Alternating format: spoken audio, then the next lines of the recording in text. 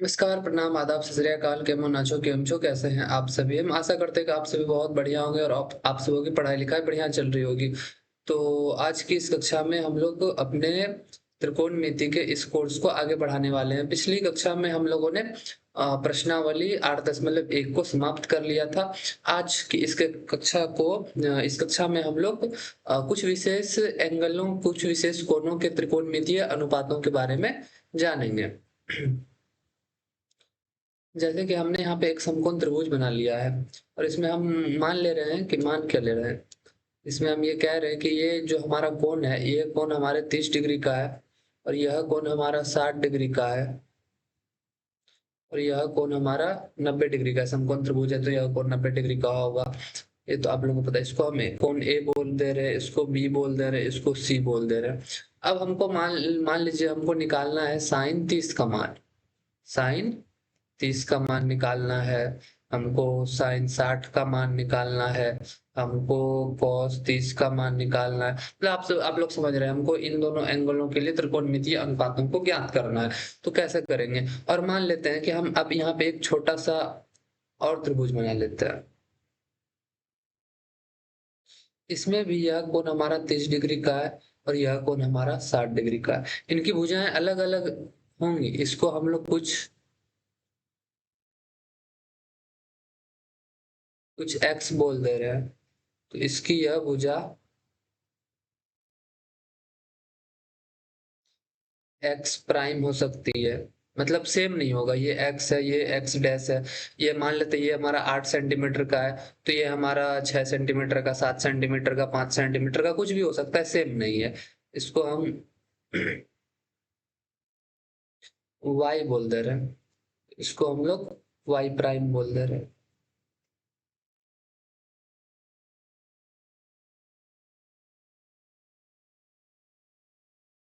इसको हम Z prime बोल दे रहे हैं और इसको हम लोग क्या बोल देंगे?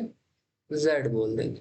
इसकी लंबाई को हमने जेड कह दिया। इस बड़े वाले त्रिभुज के लिए कर्ण को हम लोगों ने नाम दे दिया जेड और छोटे वाले त्रिभुज के लिए कर्ण को हम लोगों ने नाम दे दिया जेड प्राइम।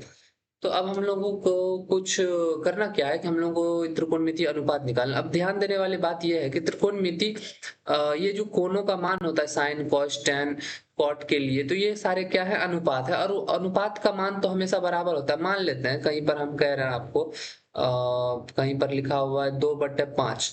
क्या ये बराबर नहीं होगा 4/10 के? क्या ये बराबर नहीं होगा 8/20 के? क्या ये बराबर नहीं होगा 16/40 के? तो ये सारी चीजें बराबर है। अनुपात में हम ऊपर नीचे किसी भी संख्या से गुना करेंगे तो हमें बहुत सारी चीजें प्राप्त हो जाएगी। तो अनुपात यही कहता है। अब यहाँ से ये सारी बातें हमने क्यों करी? अब हम लोगों को आना है साइन 30 के मान पे। तो इस कोण अभी इस त्रिभुज में हम लोग बात करें तो साइन 30 क्या हो जाएगा? इसको इस त्रिभुज में साइन 30 का मान क्या होगा? इस त्रिभुज के लिए लंब साइन क्या होता है? लंब और कर्ण के अनुपात को उस कोण का साइन कहते हैं। तो इस कोण के लिए लंब क्या है? एक्स हो जाएगा। और इस कोण के लिए कर्ण, कोण का लिए तो कर्ण का मतलब कोण कर्ण का इंडिपेंडेंट होता है। हाँ, कर्ण कोण का इंडिपेंडेंट होता है तो एक्स अपॉन जेड हो जाएगा। जेड यहाँ पे कर्ण है। साइन 30 का मान यहाँ से हमारा क्या निकल के आ गया? एक्स अपॉन जेड निकल के आ गया। एक्स का मान कुछ रहा होगा, जेड का मान कुछ रहा होगा। अब हम यहीं पर दूसरे त्रिभुज में देखें तो ये भी तो कोण, इसका भी तो 30 डिग्री का है और इस कोण के लिए भी हम जो साइन का मान निकालेंगे वो भी अनुपात है, तो वो भी क्या आना चाहिए? बराबर ही आना चाहिए। मतलब हमारा क्या होगा? एक्स प्राइम और वाई प्राइम को हम भाग लगा दे तो ये बराबर होगा। यहाँ पे ध्यान देने वाली बात क्या है कि हम ये नहीं कह रहे हैं कि x और x प्राइम आपस में बराबर है। हम ये भी नहीं कह रहे हैं कि y और y प्राइम आपस में बराबर है। हम कह रहे हैं, क्या कह रहे हैं? हम कह रहे हैं x और z, अरे रे यहाँ पे y हमने लिख दिया, यहाँ इसके लिए कर्ण z प्राइम है। हम ये कह रहे हैं कि x अपॉन जेड और x prime upon Z prime, इनका ये जो रेशियो होगा ये सेम होगा। मान लेते हैं कि x प्राइम और अपॉन जेड प्राइम, x हमारा हम क्या दे रहे हैं कि ये है हमारा, इसको क्या बोलते हैं, ये हमारा 8 है और ये हमारा 4 है। तो ये हो सकता है ये हमारा 4 और 2 हो, ये हो सकता है हमारा 2 और 1 हो, ये हमारा इन दोनों में से कुछ भी हो सकता है और कुछ अलग भी हो सकता है, इससे बड़ा भी हो सकता है। तो लेकिन अनुपात में क्या होगा, बराबर होगा। इन दोनों को भाग लगाएंगे तो भाग कटने के बाद दोनों बराबर संख्या प्राप्त होगी। उसी प्रकार से हम लोग साइन 60 के लिए बात करें तो 60 के लिए क्या हो जाएगा, साइन का मान y अपन z। और इस त्रिभुज में इसका ये भी कोण तो 60 डिग्री का है, तो y prime upon Z prime, ये भी हमारा साइन 60 का मान हो जाएगा। मतलब यहां से हमको क्या समझ में आता है, त्रिभुज कितना भी बड़ा हो कितना भी छोटा हो उससे फर्क नहीं पड़ता। यदि हम दो त्रिभुज ले रहे हैं, उनमें से एक कोण 30 डिग्री का है, दूसरा त्रिभुज ले रहे हैं उसमें भी एक कोण 30 डिग्री का है, तो दोनों कोणों के लिए जो साइन का मान होगा वो बराबर होगा। इस त्रिभुज में आप साइन 30 का मान निकालें या आप इस त्रिभुज में साइन 30 का मान निकालें, दोनों बराबर होगा। इस त्रिभुज के लिए आप tan 30 का मान निकालें, इस त्रिभुज के लिए आप tan 30 का मान निकालें, दोनों बराबर होगा। और अब इसको प्राप्त करने के लिए हम लोगों को एक्सपेरिमेंट करना होता है। आप चाहे तो घर पे करके भी देख सकते हैं। एक ऐसा त्रिभुज बनाइए जिसकी क्या हो, और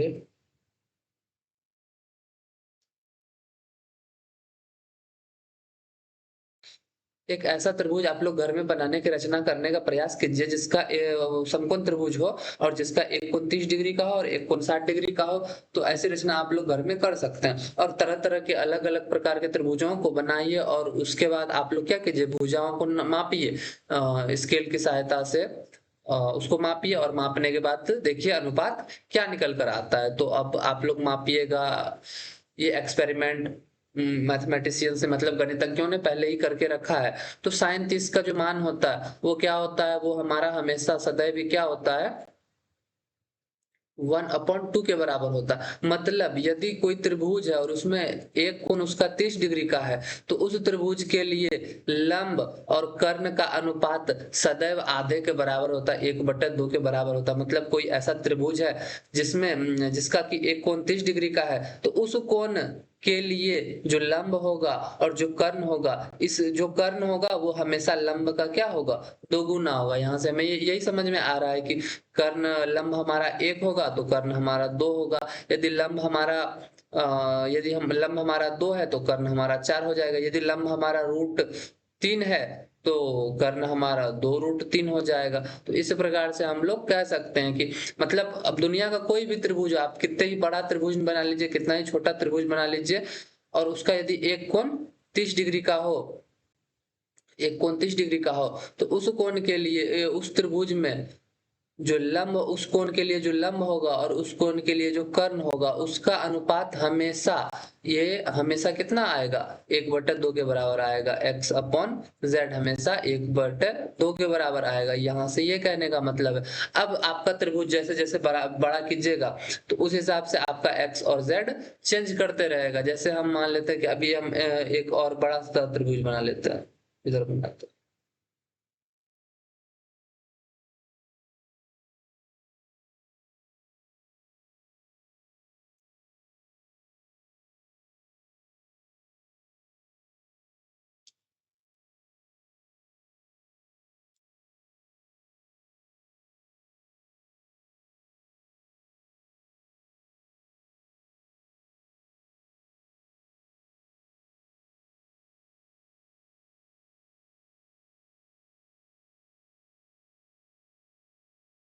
हमने एक और त्रिभुज बना लिया जिसमें भी ये कोण हमारा क्या है, 30 डिग्री का। तो ये कोण 30 डिग्री का है तो ये कोण अपने आप 60 डिग्री का हो जाएगा। तो इस त्रिभुज के लिए भी अगर हम कह दें यह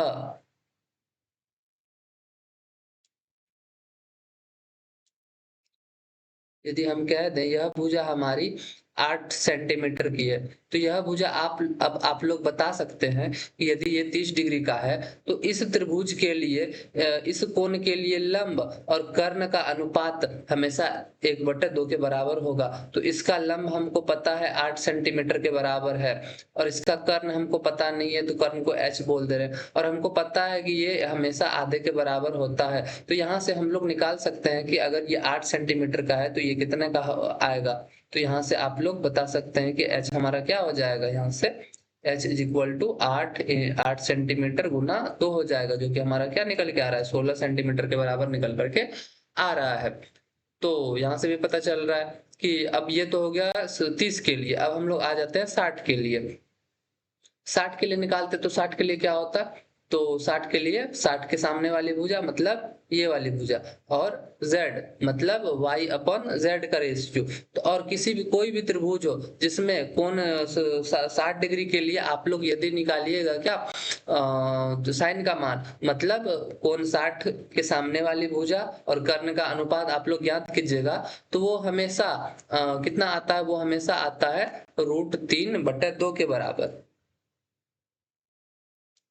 वो हमेशा आता है √3/2 के बराबर। ये कहाँ से आया, कैसे निकल के आया, तो ये एक्सपेरिमेंटली प्रयोग करके निकल के आया। अभी हमने आपको कहा था आप घर पे बहुत सारे त्रिभुज बना सकते हैं, फिर उनकी भुजाओं को मापिए, फिर उनकी भुजाओं का अनुपात ज्ञात कीजिए, भाग लगाइए, फिर आपको दिखेगा कि कटफट करके इतना ही आएगा। अब चूंकि घर पे कर रहे हैं तो आपके पास उतना अच्छा उपकरण नहीं हो सकता, आपके माप में दिक्कत गड़बड़ी हो सकती है, तो आपका लगभग लगभग के √3/2 के बराबर निकल करके आएगा, लेकिन आएगा। और जब आप इसको बहुत अच्छे तरीके से अच्छे उपकरणों के साथ, अच्छे मापकों के साथ कीजिएगा तो ये एक्यूरेट आपका √3/2 निकल करके आएगा। ये मैथमेटिशियंस ने निकाल करके देखा। ये आता कहाँ से, ये सारी चीजें तो प्रयोग के माध्यम से आता है। एक बात आपको बताना चाहेंगे हम कि विज्ञान में हम बात करें, अभी गणित की तो बात नहीं करें, गणित में हमारा थ्योरी चल जाता है। विज्ञान में कहीं पर भी कोई भी प्रॉब्लम आए तो वह विज्ञान में एक ही देवता है, उसको हम लोग कहते हैं प्रयोग। कोई कुछ भी कह रहा हो, मान लेते हैं कि कोई एक बहुत बड़ा वैज्ञानिक है, बहुत ही बड़ा वैज्ञानिक है, मतलब वो भगवान समान है, उसने कह दिया कि ऐसा होता है। कोई वैज्ञानिक है, उसने कह दिया कि एक कोई चीज उसने कहा कि ये ऐसा होता है, और वो उसको प्रूफ नहीं कर पा रहा है कि ऐसा होता है तो क्यों होता है। तो अगर वो जब तक उसको प्रूफ नहीं कर पा रहा है, और प्रूफ किसके माध्यम से, प्रयोग के माध्यम से, यदि आपने कागज पर लिख करके प्रूफ कर दिया तो वो आपकी गणित की श्रेणी में आ गया कि आपने मैथमेटिकली इसको प्रूफ कर दिया। लेकिन जब तक आप उसका प्रैक्टिकल नहीं करके दिखाइएगा तब तक वो काम आपका नहीं माना जाएगा कि ये वास्तविक जीवन में ऐसा होता है। जब हम लोग विज्ञान पढ़ेंगे तो इस पर हम लोग और भी बात करेंगे। गणित में भी कुछ कुछ बातें इसी प्रकार से होती हैं, जो नियम टाइप की चीजें हैं वो यहीं से निकल करके आई हैं, जिसको हम लोग लॉ बोलते हैं। कि हम लोग पढ़ते हैं सारी चीजों को, आप लोगों को बताया जाता है ऐसा क्यों होता है, क्यों होता है, लेकिन कुछ बातें ऐसी होती है जिसमें आप लोगों को कहा जाता है कि याद कर लीजिए। जैसे कि उदाहरण देना चाहेंगे, आप लोगों को बताया जाता है कि त्रिभुज के तीनों कोनों का योग 180 डिग्री होता है। इसको याद कर लें। क्यों याद कर लें, क्यों कि ये प्रैक्टिकली निकल करके आया है। यदि हम लोग त्रिभुज के तीनों कोनों को जोड़ेंगे तो वो हमारा कितना निकल करके आएगा, वो हमारा 180 डिग्री के निकल करके बराबर आता है।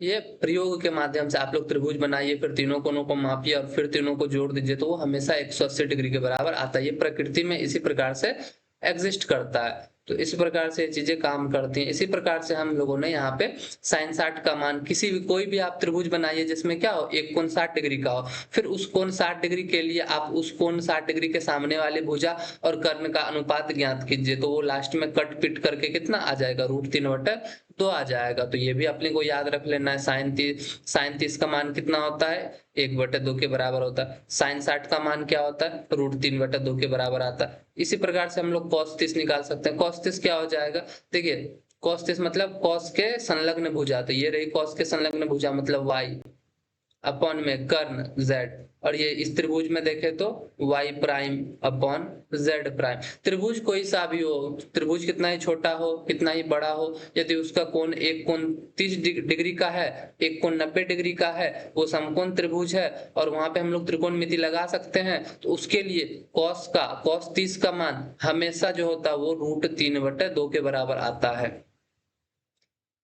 तो ये क्यों आता है, क्योंकि ये कैसे आता है, ये प्रैक्टिकली आता है। आप त्रिभुज बनाइएगा तो कोई ऐसा त्रिभुज जिसका एक कोण 30 डिग्री का हो, उसका अनुपात, उसकी भुजाएं इसी अनुपात में एग्जिस्ट करती हैं, इसी अनुपात में, हिंदी में क्या बोलेंगे एग्जिस्ट को, एग्जिस्ट करेगी।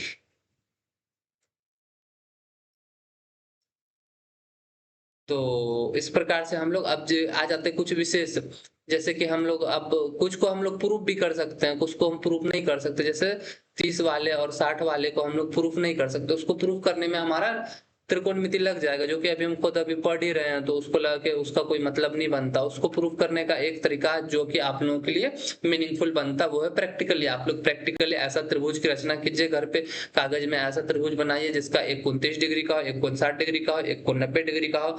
फिर इस प्रकार के अलग अलग 10, 20, 50, 100, 200, 1000 त्रिभुज बनाइए जिसका कि एक कोण 30 डिग्री का हो, एक कोण 60 डिग्री का, एक कोण 90 डिग्री का, अलग अलग आकार के, छोटा, बड़ा, बहुत छोटा।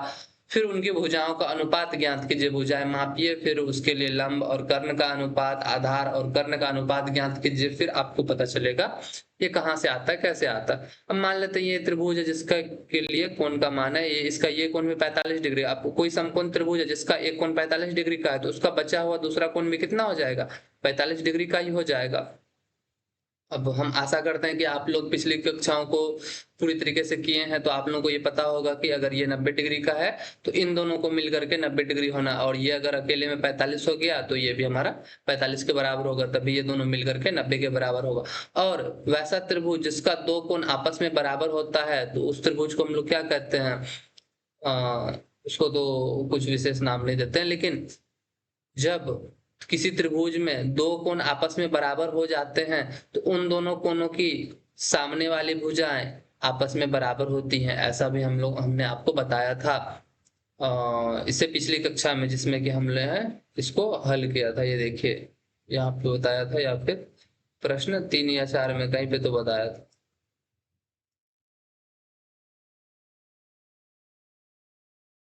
यहाँ पे बताया था, देखिए समान भुजाओं के सम्मुख कोण से, समान भुजाओं के सम्मुख कोण आपस में बराबर होते हैं, और इसी का जस्ट उल्टा समान कोणों के सम्मुख भुजा भी आपस में बराबर होते हैं। तो ये दोनों कोण बराबर हैं, तो इन दोनों के सामने वाली भुजा आपस में बराबर होगी, तो इसको हम लोग कुछ बोल दे रहे हैं, इसको हम लोग कुछ ए बोल दे रहे हैं। अगर ये ए है तो ये वाली भुजा भी कितनी हो जाएगी, ए ही हो जाएगी। ए हमारा क्या है, ए हमारा लंबाई हो सकता है, कुछ भी, कोई भी लंबाई हो सकता है, 2 मीटर हो सकता है, 2 सेंटीमीटर हो सकता है, 8 मीटर हो सकता है, 9 मिलीमीटर हो सकता है, कुछ भी है। तो ये दोनों आपस में बराबर होगा। यदि कोई ऐसा समकोण त्रिभुज है जिसका एक कोण 45 डिग्री का है, तो उसकी दो भुजाएं आपस में, लंब और आधार आपस में बराबर होगा। अब इसके लिए हम लोग कर्ण निकालने का प्रयास करेंगे तो क्या आ जाएगा, पाइथागोरस प्रमेय से हम लोग यहाँ पे h निकालने का प्रयास करेंगे, तो पाइथागोरस प्रमेय से हम लोग बोल सकते हैं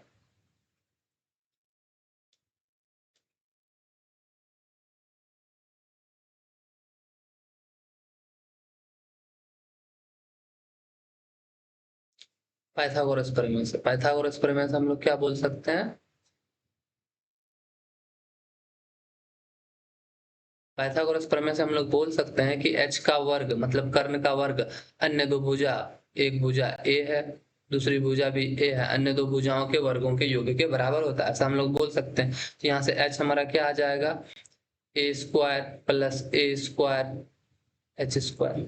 तो h स्क्वायर हमारा क्या आ गया, 2a स्क्वायर।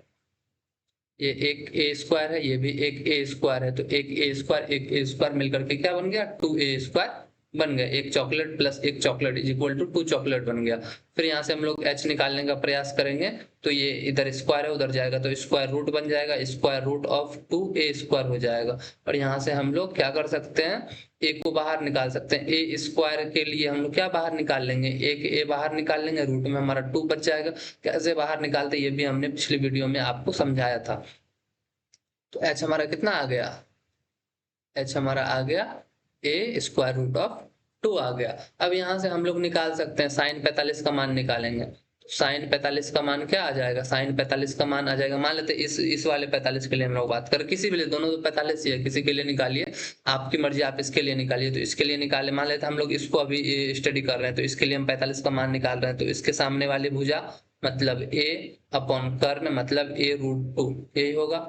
a से a कट गया और इसका अनुपात कितना निकल के करके आ गया, 1 अपॉन रूट 2 आ गया। तो साइन 45 का मान हमेशा, अब ये आपका 2 मीटर होता तो 2 मीटर से 2 मीटर कट जाता, 2 सेंटीमीटर से 2 सेंटीमीटर कट जाता, कुछ भी होता तो वो अंततः कट ही जाता। और अनुपात आपको कितना प्राप्त होता, अनुपात में आपको 1/2 प्राप्त होता, या 1 अनुपात रूट 2 प्राप्त होता है। इसको हम लोग ऐसे भी लिख सकते हैं। और त्रिकोणमिति में हम लोग प्राय अनुपात को बट्टे के रूप में ही लिखते हैं, वो 2 बिंदी करके हम लोग नहीं लिखते। इसी प्रकार से आप यहाँ से कॉस 45 का मान भी निकाल सकते हैं, sec 45 का मान निकाल सकते हैं।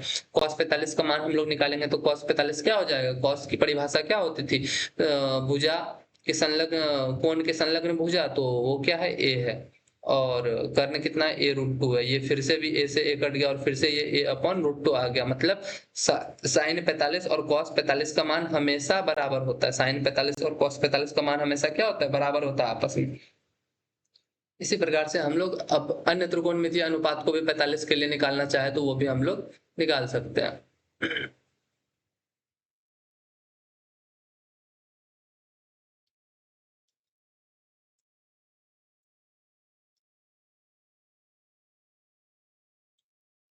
जैसे हम लोग tan 45 निकालना चाहें, tan 45, tan 45 डिग्री हम लोग कैसे निकाल सकते हैं? tan 45 डिग्री हम लोग निकाल सकते हैं, इसके लिए हम लोग बात करें या इसके लिए, किसी के लिए भी, दोनों तो 45 ही है। हम लोग अभी इसको पकड़ लेते हैं। इसके लिए हम लोग 45 निकालेंगे, तो कैसे निकालेंगे?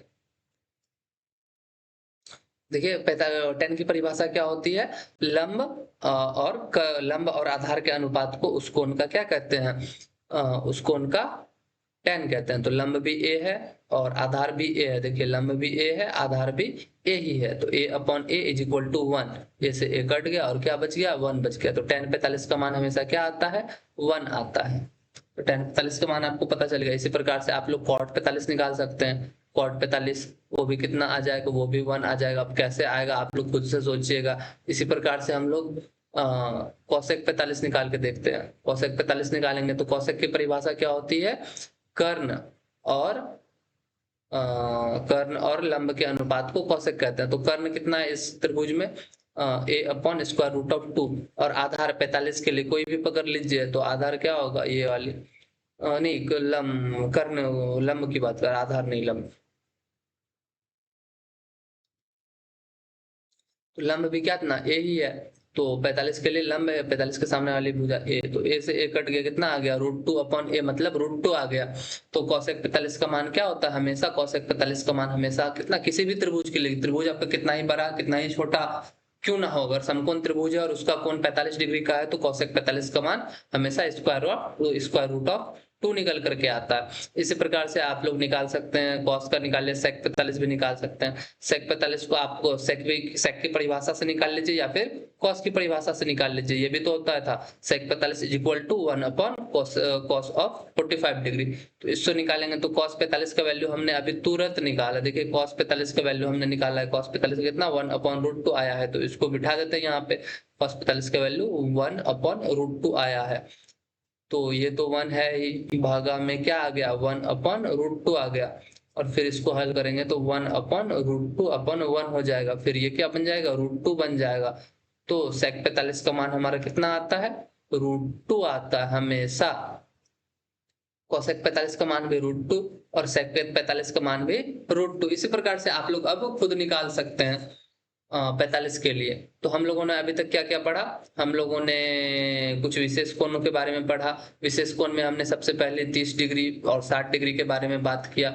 और हमने sin 30 का मान आपको ने बताया कि वो 1/2 के बराबर होता है। sin 60 का मान बताया कि वो √3/2 के बराबर होता है। हमने आपको cos 30 का मान बताया कि वो भी √3/2 के मान बराबर होता है। इसी प्रकार से cos 60 किसी भी त्रिभुज के लिए, यदि हम लोग cos 60, जैसे ये 60 है, तो इसके सामने वाली भुजा और कॉस की परिभाषा नहीं है, सामने नहीं, आधार और कर्ण के अनुपात को, तो आधार और कर्ण का अनुपात मतलब x/z।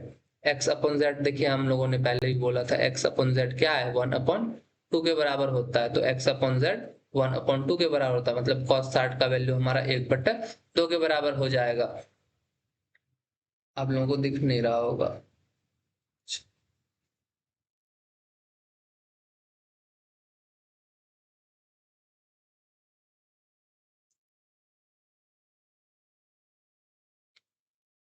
तो cos 60 का मान हम लोग इस प्रकार से निकाल सकते हैं। अब आप लोग cosec 60 निकाल के देखिए, sec 60 निकाल के देखिए, sec 30 निकाल के देखिए। और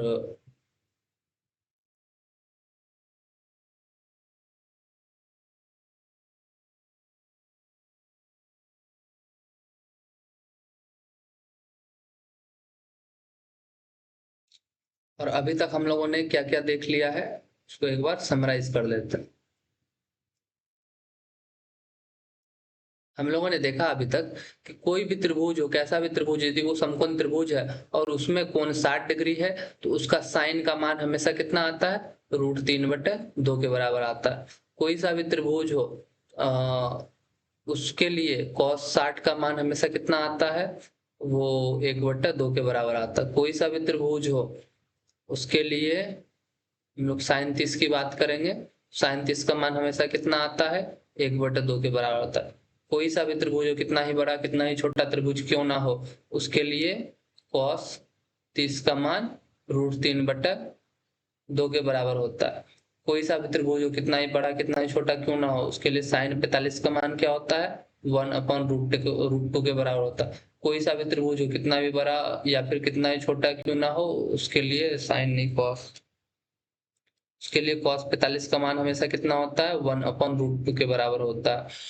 कोई सा भी त्रिभुज हो, कैसा भी त्रिभुज हो, उसके लिए cosec 45 का मान हमेशा कितना होता है, √2 के बराबर होता है। कोई सा भी त्रिभुज हो, कितना भी बड़ा कितना भी छोटा क्यों ना हो, उसके लिए sec 45 का मान ये भी √2 के बराबर होता है। देखिए यहाँ से भी हम लोग देख सकते हैं, साइन 45 1/√2 है, तो साइन का उल्टा हो जाएगा cosec, और देखिए 1/2 का उल्टा √2 हो जाएगा, फिर ये भी 1/√2 है तो इसका उल्टा √2 हो जाएगा। इसी प्रकार से अब आप लोग sec 30 का मान भी निकाल सकते हैं। यहाँ से देखिए, यहाँ से हम लोग sec 30 कह सकते हैं कि cos 30 इतना है, तो sec 30 हमारा क्या हो जाएगा, 2/√√3 हो जाएगा। यहाँ से हम लोग cosec 30 को भी बोल सकते हैं कि cosec 30 डिग्री हो जाएगा 2 के इक्वल।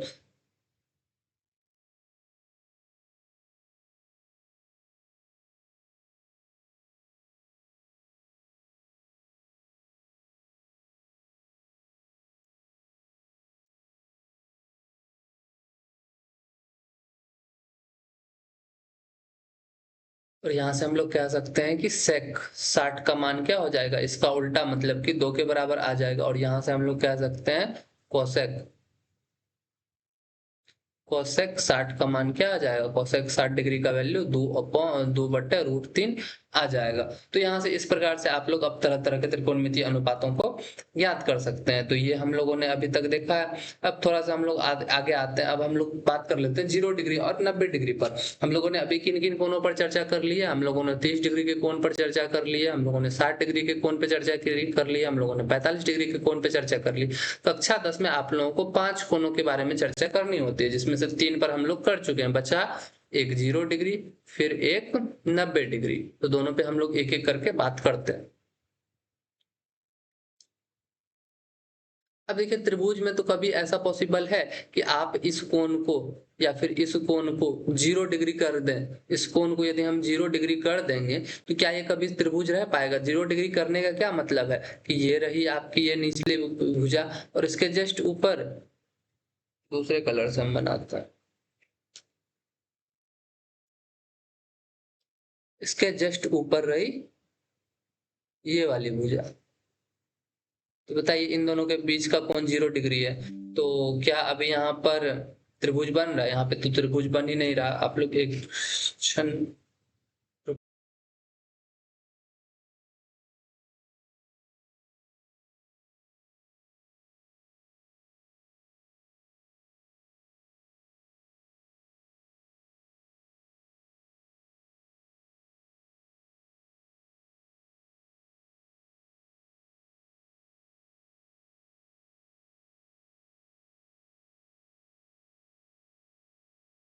साठ डिग्री, 30 डिग्री और 45 डिग्री पर चर्चा कर ली। अब हमें दो स्पेशल कोणों पर और बात करनी है, वो है हमारे 0 डिग्री और 90 डिग्री। 0 डिग्री का मतलब क्या होता है, जब ये रेखा है और इसके ऊपर ही हम लोग क्या करें, दूसरी रेखा बना दें।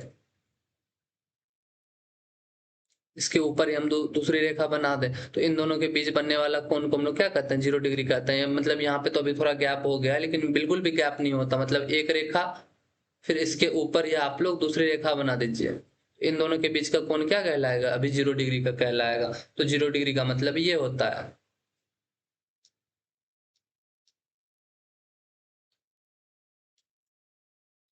तो हम लोग 0 डिग्री, पहले 0 डिग्री पर बात कर लेते हैं। अब कोई ऐसा त्रिभुज बनाएंगे, क्या कोई ऐसा त्रिभुज संभव है जिसका एक कोण 0 डिग्री का हो? और वो भी समकोण त्रिभुज। त्रिकोणमिति हम लोग बात कर रहे हैं किसमें? समकोण त्रिभुज में। तो हमने यहाँ पे एक त्रिभुज बनाया है, इसका ये कोण 90 डिग्री का। ये कोण क्या अभी 0 डिग्री का है? नहीं है। ये अभी कुछ है, ये 5 डिग्री, 10 डिग्री, 2 डिग्री, 3 डिग्री कुछ तो होगा, लेकिन 0 तो नहीं होगा। जब क्या आपको लगता है कि जब इसको हम लोग 0 करने का प्रयास करेंगे तो ये वाली जो भुजा है ये नीचे आएगी? इसको जैसे हम इस कोण को छोटा करेंगे, इस कोण को हम जैसे जैसे छोटा करेंगे तो यह वाली भुजा नीचे आती जाएगी और ये वाली भुजा छोटी होती जाएगी। तो जैसे ही हम इस मान लेते ये कोण हमारा थीटा है, ये कोण हमारा क्या है? ये वाली कोण हमारा थीटा है।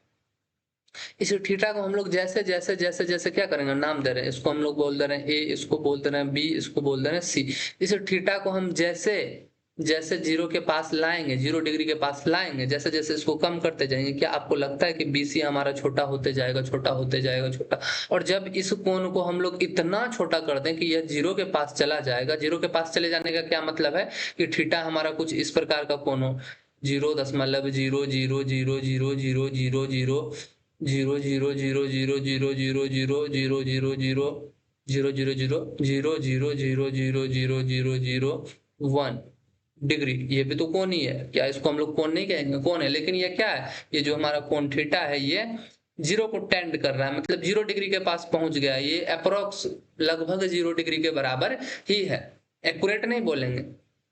इसको हम लोग बोलते हैं लिमिट का कॉन्सेप्ट। तो आप लोग जब हायर मैथमेटिक्स पढ़िएगा तो आप लिमिट के बारे में पढ़िएगा।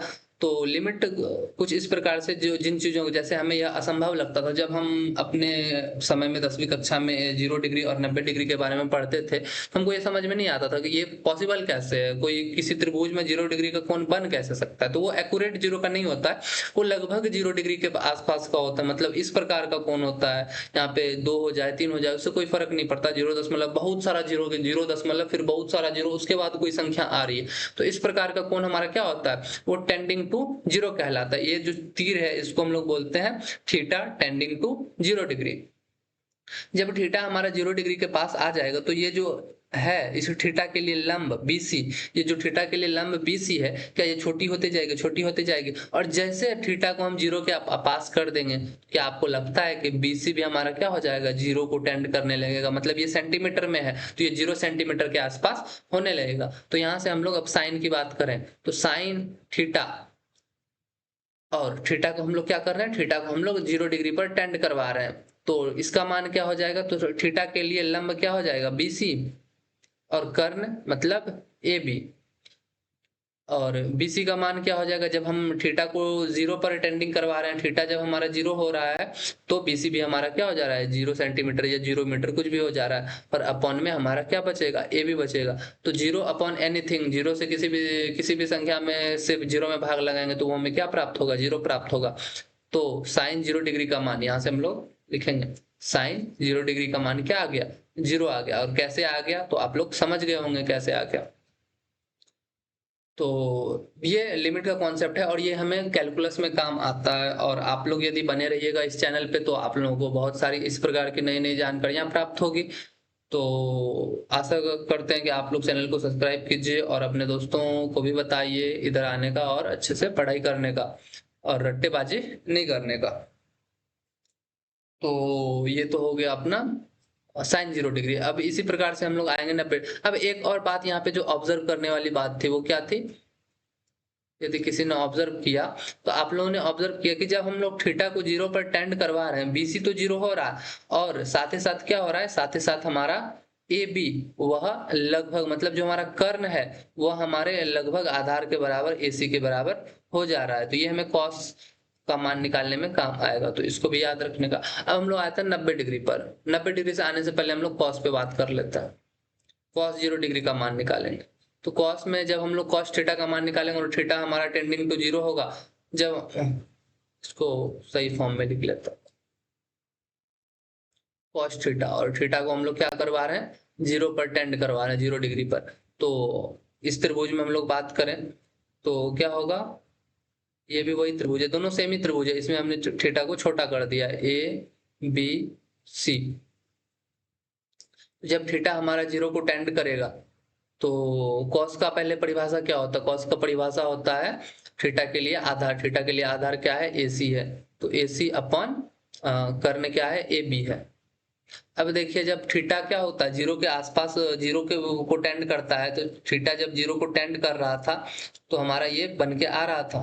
ठीक है, थीटा हमारा जीरो को टेंड कर रहा था तो ए बी हमारा ए सी की जगह, देखिए थीटा को हम बहुत छोटा कर रहे हैं, बहुत छोटा कर रहे हैं, ये हमारा इसके पास आ गया और ये हमारा इसके पास आ गया, तो थीटा जब 0 डिग्री होगा तो क्या लगता है आपको, ये कुछ इस प्रकार से बनेगा और ये ग्रीन लाइन और ये ऑरेंज लाइन बराबर हो जाएगा, और दोनों बराबर हो जाएगा तो क्या हो जाएगा, AC को हम लोग लिख सकते हैं ए बी, या ए बी को हम लोग AC लिख सकते हैं, कुछ भी लिख लीजिए, AC अपॉन AC लिख लीजिए, दोनों से दोनों कट जाएगा और बराबर में 1 आ जाएगा।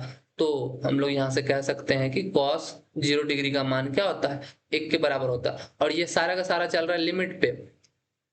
एक्यूरेट जीरो कभी नहीं होता, कौन कभी भी किसी त्रिभुज में एक्यूरेट 0 डिग्री का हो ही नहीं सकता।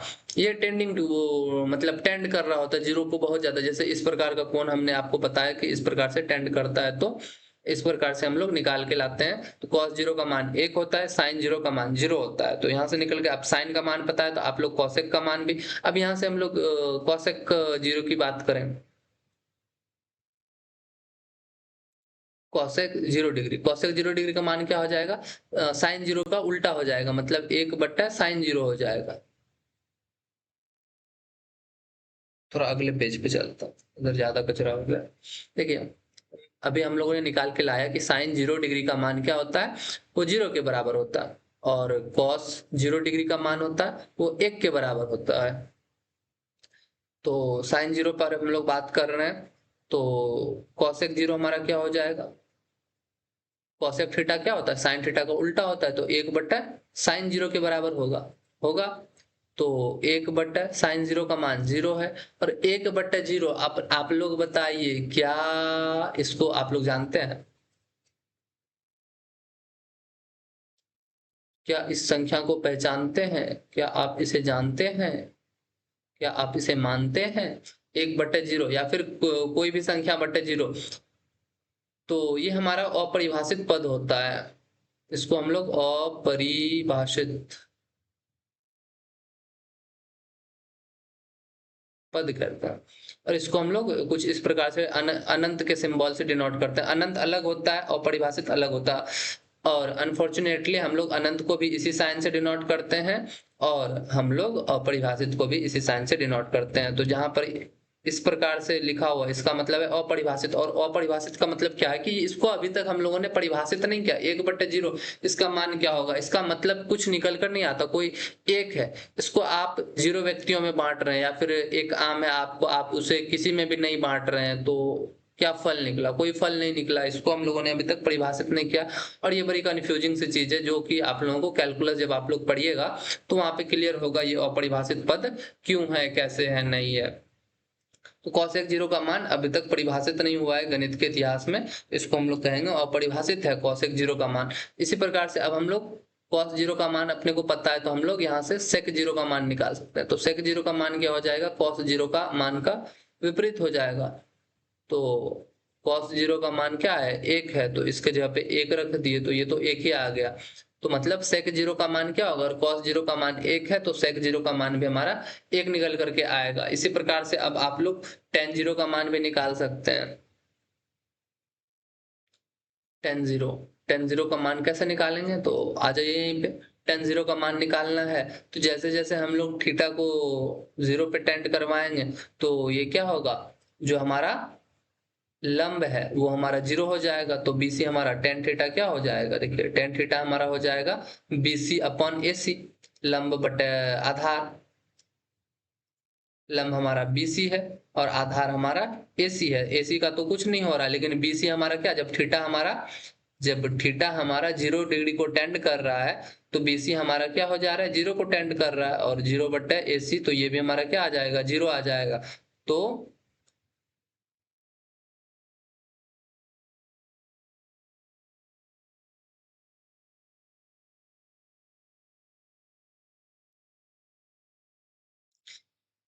tan 0 का मान भी हमारा क्या होता है, 0 के बराबर आ जाता है। तो tan 0 का वैल्यू भी हम लोग इस प्रकार से निकाले, तो आप यहाँ से cot 0 का वैल्यू भी बता सकते हैं कि cot 0 का वैल्यू भी हमारा क्या होगा, यहाँ से हम लोग cot 0 का वैल्यू निकालने का प्रयास करेंगे तो वो हमारा अपरिभाषित आ जाएगा। इसको अनंत नहीं पढ़ेंगे, यहाँ पर हम लोग इसको अपरिभाषित करेंगे क्योंकि ये 0/1 के बराबर आ जाएगा। इसी प्रकार से आप लोग अब cot 0 का मान भी, cot 0 का तो निकाल लिए, tan 0 का निकाल लिए, साइन का भी निकाल लिए, cos का भी निकाल लिए, क्या बच रहा है, sign cos tan cot cosec सबका निकाल लिया, सबका 0 डिग्री वाला क्लियर हो गया। अब हम लोग आ जाते हैं 90 डिग्री पर।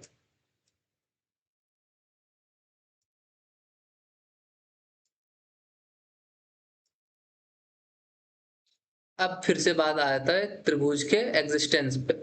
क्या कभी ऐसा त्रिभुज बन सकता है, वो भी समकोण त्रिभुज, जिसका ये समकोण त्रिभुज है तो ये कोण तो हमारा पहले से फिक्स है कि 90 डिग्री होगा। हम लोग बात कर रहे हैं कोई कोण थीटा के लिए, और क्या कभी संभव है कि यह थीटा बढ़ते बढ़ते बढ़ते 90 डिग्री का हो जाए, और ये थीटा जब बढ़ते बढ़ते बढ़ते 90 डिग्री का हो जाएगा तो क्या आपको लगता है कि ये दोनों कभी मीट करेगा और कभी त्रिभुज बनेगा? त्रिभुज बन ही नहीं सकता। यहाँ पे हो क्या रहा होता है, यहाँ पे भी बात क्या होता है, टेंडिंग वाला बात होता है कि हम लोग इसको बढ़ाते बढ़ाते बहुत, और इसको बहुत बड़ा कर दिए। थीटा को पहले हम यहाँ ले गए तो देखिए, फिर थीटा को हम थोड़ा सा त्रिभुज को हम नीचे कर देते हैं तो और समझने में आसानी होगी।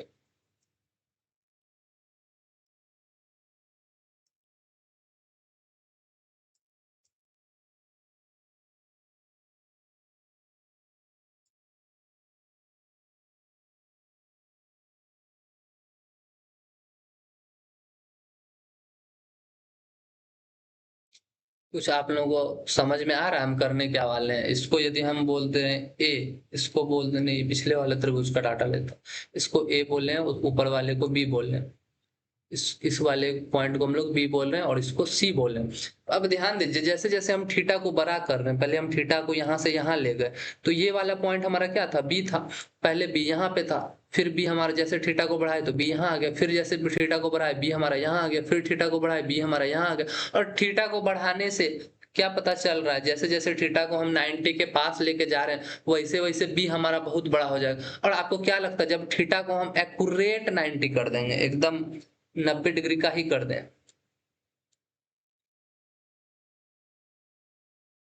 एकदम थीटा को हमने क्या किया, 90 डिग्री का कर दिया। तो जब हमने थीटा को 90 डिग्री का कर दिया तो आपको क्या लगता है अब ये कहाँ पे जाके मिलेगा?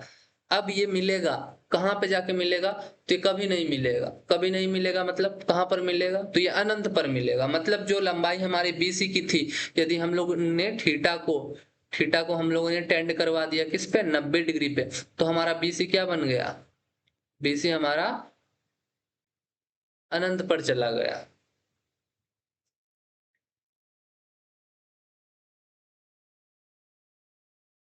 और ए बी हमारा कहाँ चला गया, ए बी हमारा बहुत बड़ा हो गया। ए बी हमारा देखिए, ए, हाँ,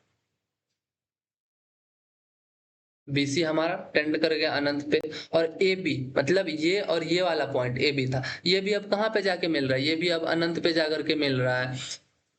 तो दोनों बहुत बड़ा हो गया। तो इसी प्रकार से हम लोग यहाँ पे कहते हैं, अब चूंकि ये यहाँ पे मीनिंगफुल नहीं रखता है, इसको हम, ये भी हमारा अपरिभाषित हो जा रहा है, ये भी हमारा अपरिभाषित हो जा रहा है। जब हम लोग थीटा को कहाँ पे लेके जाते हैं, 90 डिग्री पे लेके जाते हैं, तो इसको हम लोग मान लेते हैं ये कोई बहुत बड़ा वैल्यू हो गया, ठीक, बहुत बड़ा।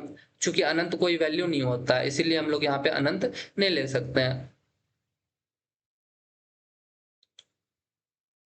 वेरी बिग, और ये भी हो जाएगा वेरी बिग।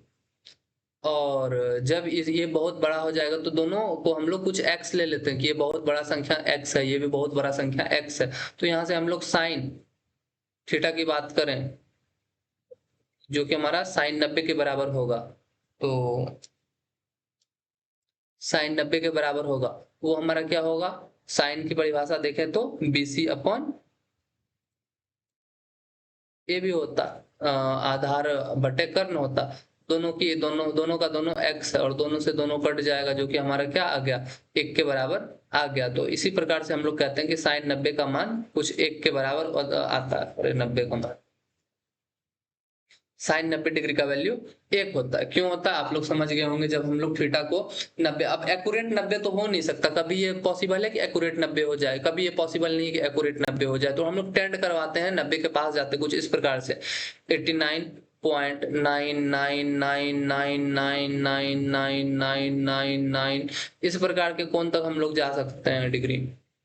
हम लोग कभी भी एक्यूरेट 90 तक नहीं जा सकते, क्योंकि एक्यूरेट 90 करने से आ जाता है इन्फिनिटी अपॉन इन्फिनिटी। एक्यूरेट 90 करेंगे तो हमारा आ जाएगा इन्फिनिटी अपॉन इन्फिनिटी, जो कि एक इनडिटर्मिनेंट टर्म होता है। इसका हम लोग मैथमेटिक्स में यूज नहीं कर सकते। अब ये भी आप लोगों को कैलकुलस पढ़िएगा तो फिर समझ में आएगा। और बहुत जल्दी हम इस चैनल पर लेके आ रहे हैं कैलकुलस का कोर्स, जो कि कर सकता है 9th क्लास का बच्चा, 10th क्लास का बच्चा, 11th क्लास और 12th क्लास वाले तो कर ही सकते हैं।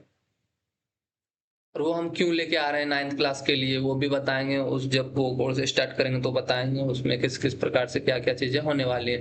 तो साइन 90 का वैल्यू 1 के बराबर आता है। इसी प्रकार से आप लोग अब कॉस 90 का वैल्यू बता सकते हैं। कॉस की परिभाषा क्या होती है? ये भुजा एसी, इधर लिखता हूं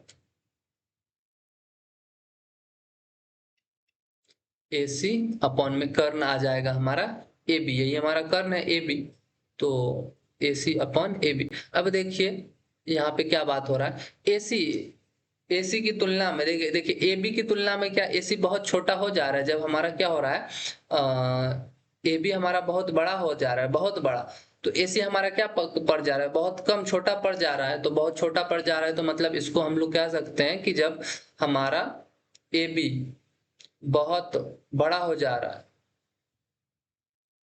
बहुत बड़ा टेंड कर जा रहा है, तो AC हमारा क्या हो रहा है, लगभग हमारा 0 हो जा रहा है। मतलब कोई बड़ा छोटा क्या होता है, रिस्पेक्ट में देखा जाता है कि हम कहेंगे यह लाइन बताइए बड़ा है छोटा है, तो इसके सामने छोटा लाइन खींच देते तो यह बड़ा है, और इसके सामने बड़ा लाइन खींच देते तो यह छोटा है। कोई भी चीज छोटा या बड़ा वह किसी के रिस्पेक्ट में होता है, किसी की तुलना में छोटा या बड़ा होता है। तो यहाँ पे AB बहुत बड़ा है, तो इस AB के लिए अगर AB बहुत बड़ा है तो AC क्या हो जाएगा, 0 को टेंड कर जाएगा, और ये जब 0 को टेंड कर जाएगा तो cos 90 का वैल्यू यहाँ से हम लोग कह सकते हैं कि वह 0 के बराबर आ जाएगा। तो हम लोगों ने 0 के बारे में बात कर लिया, 90 डिग्री के बारे में बात कर लिया। और ये चार्ट आप लोगों ने देखा होगा। साइन यहाँ पे ए कोण ए है और थीटा को यहाँ पे ए लिया गया है। तो साइन ए के लिए अगर ए का मान क्या है, 0 डिग्री के बराबर है, तो साइन ए मतलब साइन 0 का मान क्या हो जाएगा, 0 हो जाएगा। और साइन 30 का मान 1/2 होता है, साइन 45 का मान 1/√2 होता है, साइन 60 का मान √3/2 होता है, और साइन 90 का मान 1 होता है, जो कि अभी हम लोगों ने निकाला भी है।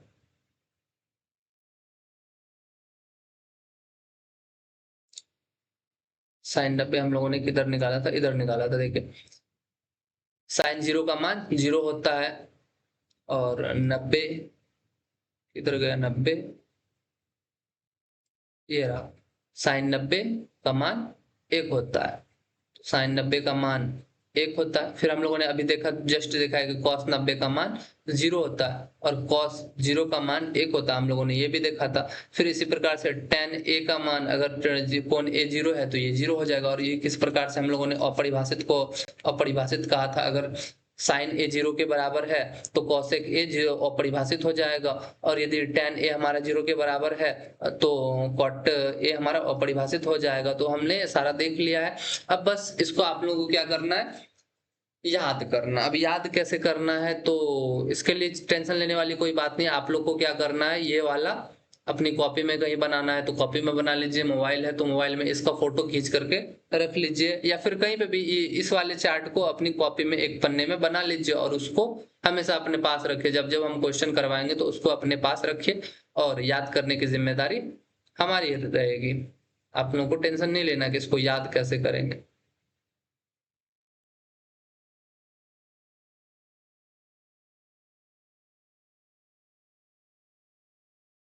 आप लोगों की किताब में भी दिया हुआ होगा कहीं ना कहीं।